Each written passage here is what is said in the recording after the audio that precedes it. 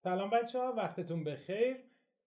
در مورد تخدیر جزء به جزء هوای مایع که در فصل 2 شیمی دهم مطرح شده میخواستم توضیحاتی رو خدمتتون ارائه بدم. قبل از اینکه وارد خود این مبحث بشیم در مورد یه سری اصطلاحات و نکات صحبت خواهیم کرد.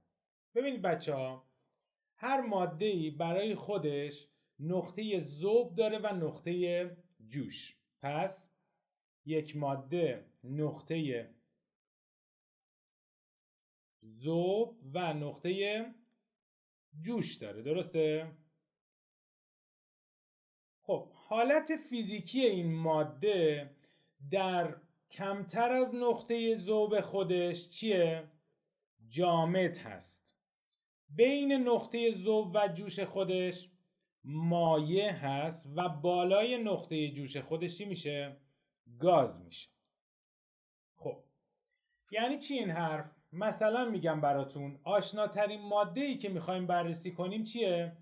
آب هست. آب در دمای 0 درجه نقطه ذوبش هست و در دمای 100 درجه نقطه جوشش هست. خب میگیم نقطه ذوبش 0 درجه سلسیوس و دمای جوشش هم 100 درجه سلسیوس. خب ما میدونیم دمای اتاقی که ما داریم چقدره؟ 25 درجه سلسیوس. چون این دما بین نقطه ذوب و نقطه جوش هست، آب در این حالت فیزیکی چیه؟ مایع هست. اگر آب رو به دمای 0 به پایین بیاریم، حالت فیزیکی آب چی میشه؟ جامد میشه. دمای 0 نقطه ذوب بوده، دمای 100 هم نقطه جوش هست. اگرم دما رو به بالای 100 درجه ببریم در فشار 1 اتمسفر، حالت فیزیکی آب چی میشه؟ گاز میشه که همون بخار آب خودمونه. حواستون باشه نقطه ذوب و جوش 0 و 100 در فشار چقدره؟ 1 اتمسفر هست. خب یعنی ما در فشار 1 اتمسفر آبی نداریم که مایع باشه، مثلا دماش باشه 120 درجه.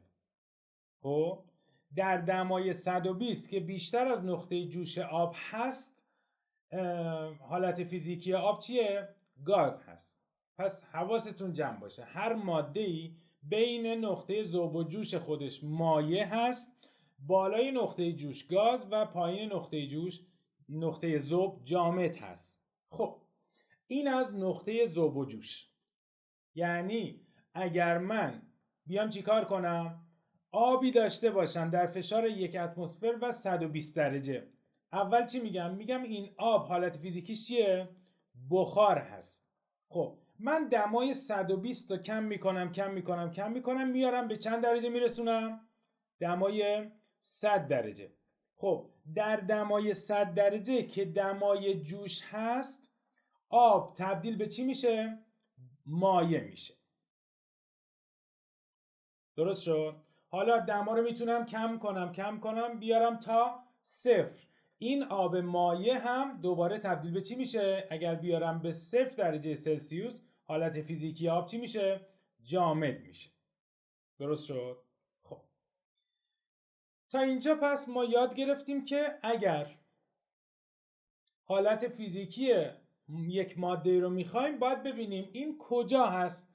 کمتر از نقطه ذوبشه، بین نقطه ذوب و جوششه، یا بیشتر از نقطه جوشش هست. خب بریم قسمت بعدی.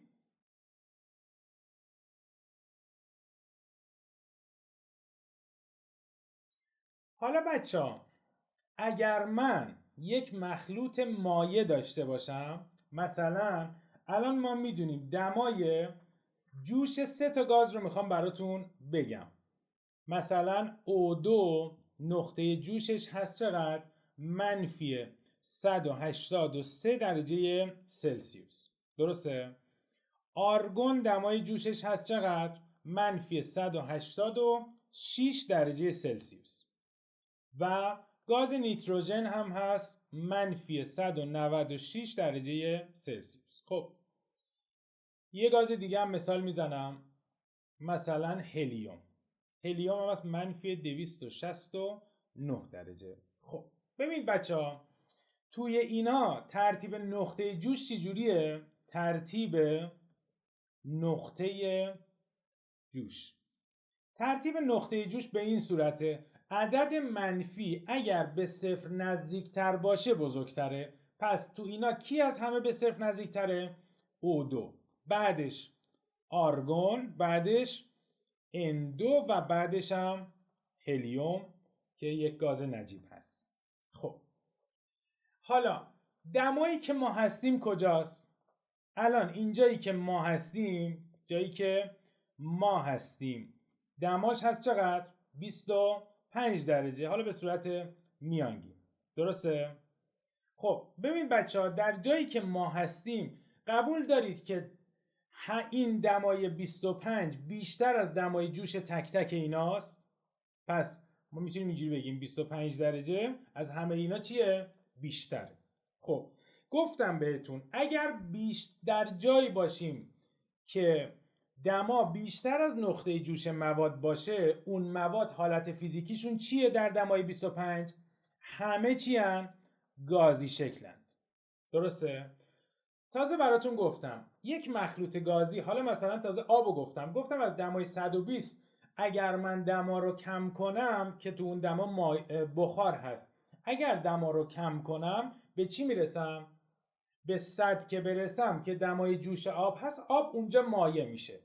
پس من اگر در دمایی مثل همین دمایی که الان هستیم مخلوط گازی داشته باشم و اگر سردش کنم چه اتفاقی میفته؟ هر گاز در دمای جوش خودش مایع میشه.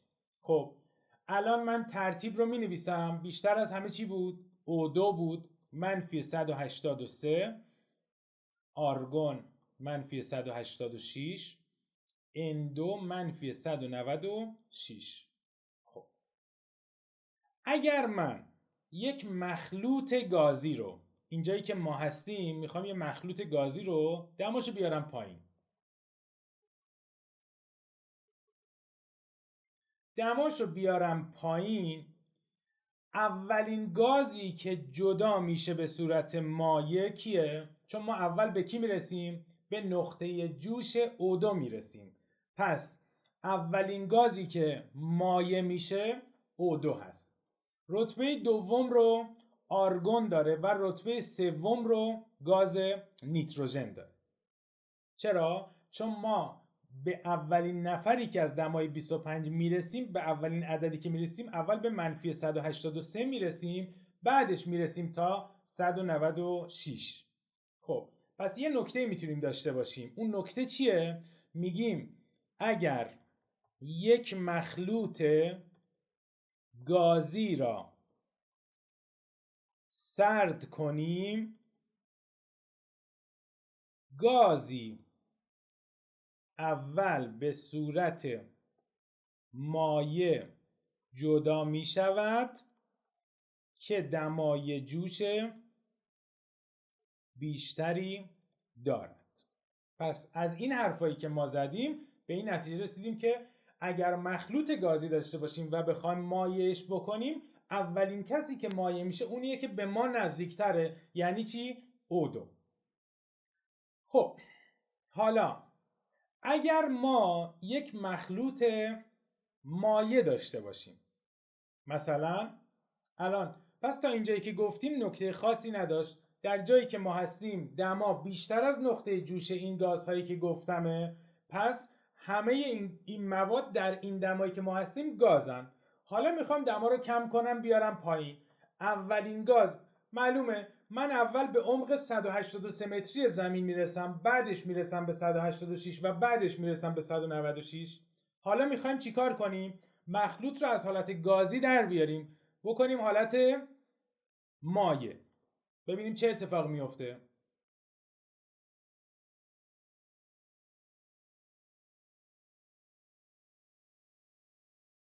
ما یک مخلوط مایع داریم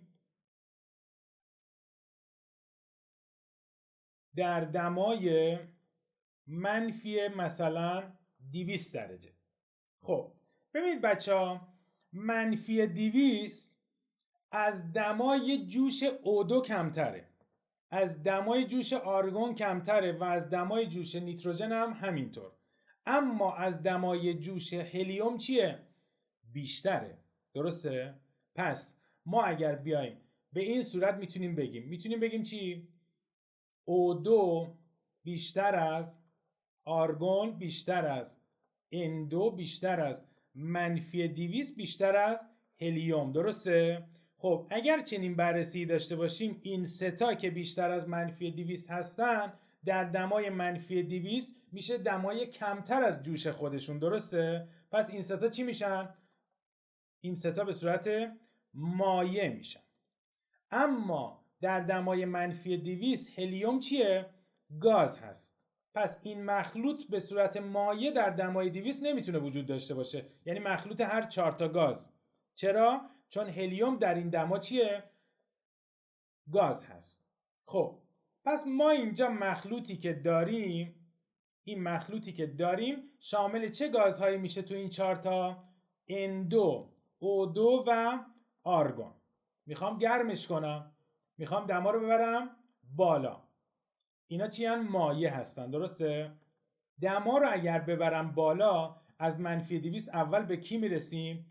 اول به -196 میرسیم، بعدش به -186 میرسیم و بعدش هم به چی میرسیم؟ -183.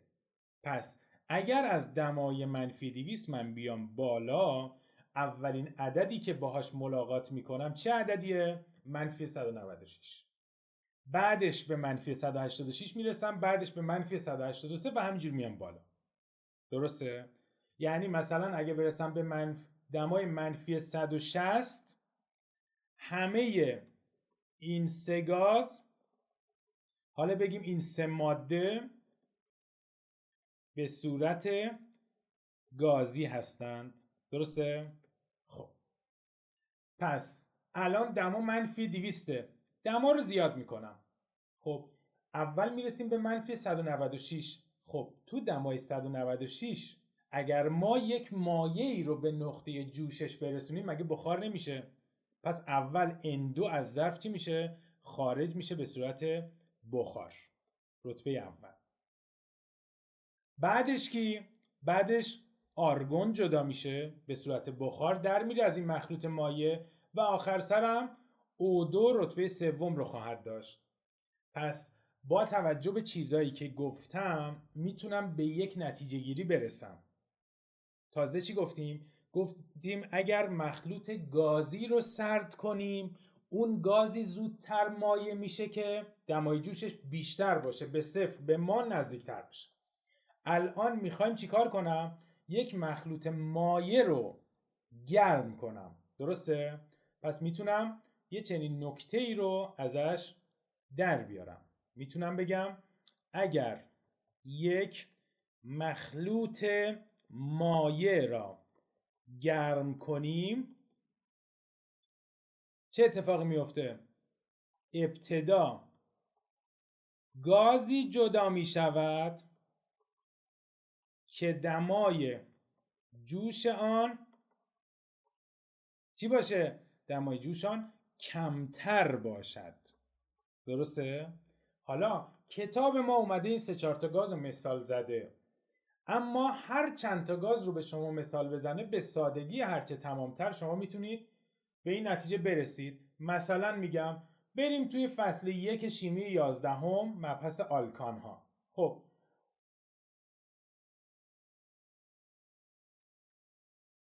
مبحث آلکان ها هم متان چیه؟ گازیه، هم اتان و هم پروپان. درسته؟ خب این ستا هر ستا گازی هستن. مثلا ما دما رو بیاریم به مثلا 150 درجه، یه دمایی بیاریم پایین تر از دمای جوش. درسته؟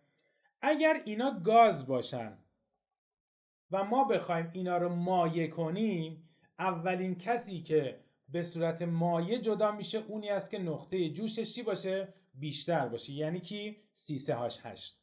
بعد یعنی رتبه اول C3H8 داره، رتبه دوم C2H6 و رتبه سوم چی داره؟ CH4 داره. پس اگر بخوایم چیکار کنیم؟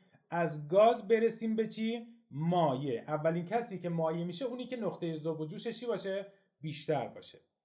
خب شما میدونید در آلکان ها با افزایش تعداد کربن نیروی بین مولکولی افزایش پیدا میکنه و نقطه ذوب و جوش هم افزایش پیدا میکنه. خب حالا اگر یه مخلوط مایعی از این سه تا گاز داشته باشم، درسته؟ اولین کسی که به صورت گاز از این مخلوط مایع در میاد کیه؟ اونی که نقطه جوشش کمتره. یعنی اول کی؟ CH4، بعدش C2H6 و بعدش C3H8. حواستون پس باشه هر چند تا گازی رو از هر جایی دادن، شما فقط نیروی بین مولکولیشون رو میتونی با هم مقایسه کنی و بگی که کی زودتر از مخلوط مایعی ما به صورت گاز میاد بیرون یا کی زودتر به صورت مایع از مخلوط گازی ما جدا میشه. پس کار خاص و عجیب غریبی نداره. خب تا اینجای کار پس ما در مورد نقطه ذوب و جوش گازها، در مورد چگونگی مایع سازیشون صحبت کردیم. حالا ببین بچه‌ها، در هواکره‌ای که ما داریم توش زندگی میکنیم و داریم توش تنفس میکنیم، ترتیب گازها، ترکیب درصد گازها به این صورته. بیشترین ترکیب درصد و گاز نیتروژن داره، در حدود چقدره؟ 78%. بعدش گاز اکسیژن داره در حدود 21% و سومین گاز ما، گاز نجیب ما یعنی آرگون هست در حدود 1%. اینا تقریبیه بچه ها، اینا همه تقریبیه. خب ببین بچه ها، نیتروژن در صنعت بسته‌بندی مواد غذایی، سرد کردن نمونه‌های بیولوژیکی و باد لاستیک ماشین و در بسیاری از واکنش‌های شیمیایی کاربرد داره. درسته؟ در صنایع اطراف ما، در تهیه مواد منفجره، در تهیه همه چی کاربرد داره. خب این همه نیتروژن تو هوا هست، پس بهترین منبعی که ما میتونیم ازش نیتروژن بگیریم کیه؟ همین هوای خودمونه. اکسیژن هم که کاربردهاش مشخصه، آرگون هم همینطور. آرگون در جوشکاری استفاده میشه، درسته؟ در لامپ‌های رشته‌ای قدیمی استفاده میشد. بعد کاربردهای گسترده‌ای داره. پس ما میایم از هوایی که داریم استفاده میکنیم و توش تنفس میکنیم این سه تا گاز رو میتونیم خیلی خوب تهیه کنیم و چون درصدشون هم قابل توجه هست، تهیه این گازها از هوا مقرون به صرفه هست. خب تا اینجای کار پس من باید بیام چیکار کنم؟ این سه تا گاز رو از هوا بگیرم. اولین کاری که میکنم چیه؟ الان هوا رو توسط پمپ مکش وارد سیستم میکنم، درسته؟ ابتدا مرحله اول، بذارید من از اینجا بنویسم، مرحله اول عبور از صافی هست. هوا رو از صافی رد میکنیم که آتشخالی، گرد و غباری، چیزی از توش هست حذف بشه. پس حذف گرد و غبار و ذرات معلق. خب حالا چی کار میکنیم؟ تو مرحله دوم دما رو به چند میرسونیم؟ رساندن دما به 0 درجه. در این دما چه اتفاقی میفته؟ بخار آب در دمای 0 درجه یخ میزنه. پس حذف بخار آب به صورت یخ. خب ما تا اینجا طی دو مرحله دو تا چیز ازش حذف کردیم، درسته؟ در هوایی که ما داریم تنفس میکنیم CO2 هم هست، درسته؟ خب میان چیکار میکنیم؟ رساندن دما تا منفی 78 درجه. این دما دمایی هستش که CO2 در اون نقطه تسعید CO2 هست. حواستون باشه بچه ها، CO2 ماده‌ای هست که حالت مایع نداره. یعنی یا CO2 شما گاز هست یا CO2 شما چیه؟ جامد هست که بهش میگیم یخ خشک، درسته؟ اینجا چی میگیم؟ میگیم حذف CO2 به صورت یخ خشک. خب تا اینجا من گرد و غبار، بخار آب و CO2 رو حذف کردم، درسته؟ میریم برای مرحله بعدی.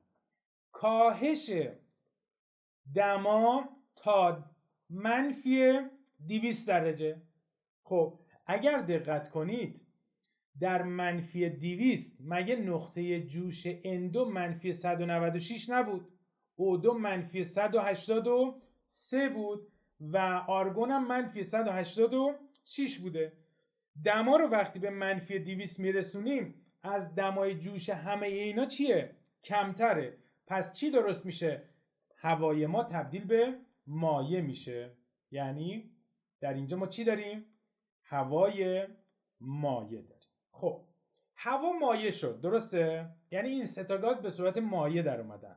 حالا ما این سه تا گاز رو وارد ستون تقطیر میکنیم. پس وارد کردن به ستون تقطیر. تقطیر چیه بچه ها؟ تقطیر یک فرایندی هست که بر اساس تفاوت نقطه جوش مواد کار میکنه. یعنی ماده‌ای که نقطه جوشش بیشتره زودتر جدا میشه و به همین ترتیب میتونیم مخلوطی رو جدا سازی کنیم. خب وقتی وارد میکنیم به ستون تقطیر دما چقدره؟ منفی 200. درسته؟ دما رو چیکار میکنیم؟ آروم آروم دما رو افزایش میدیم. پس افزایش آرام دما. وقتی دما رو افزایش میدیم چه اتفاق میفته؟ خب ما از منفی 200 میرسیم به مثلا منفی 196. مگه ما اینجا مایع نداشتیم؟ وقتی به منفی 196 میرسیم چه اتفاقی میفته بچه ها؟ نیتروژن دمای جوشش هست. وقتی به دمای جوش نیتروژن میرسیم چه اتفاقی میفته؟ نیتروژن به صورت گاز خارج میشه. یعنی ما اینجا میبینیم حبابهای N2 رو داریم مشاهده میکنیم. خب باز هم افزایش آرام دما. پس دما رو چیکار میکنیم؟ افزایش میدیم. میرسیم به منفی 186. خب منفی 186 دمای جوش آرگون مگه نیست؟ در این دما هم چی میبینیم؟ حبابهای آرگون رو میبینیم که به صورت گاز میخواد جدا بشه. و باز هم دما رو اگر افزایش بدیم میبینیم که در دمای منفی 183 چی آزاد داره میشه؟ O2 به صورت بخار آزاد میشه. بچه ها در هوای مایع ما گازهای دیگه هم داریم، اما این ستا چون فراوون ترن صرفه اقتصادی بیشتری برای ما داره.